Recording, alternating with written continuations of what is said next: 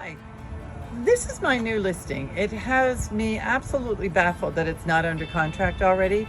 It's in Westchase, which is an amazing part of Tampa, and it's an absolutely beautiful home. Come on in. The roof is 1 year old. The AC is new last January. The pavers around the pool are new. It's a saltwater pool. Come on in.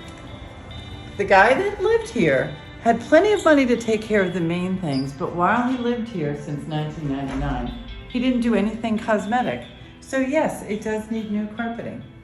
Maybe it could use plantation shutters, but it really wouldn't take that much to bring it back to a new life. The kitchen. The appliances are wonderful, and they've never been used. They're brand new. Their Whirlpool, the dishwasher is Whirlpool. Everything about it is wonderful. It just needs somebody to come in and do carpet and paint, and it'd be lovely.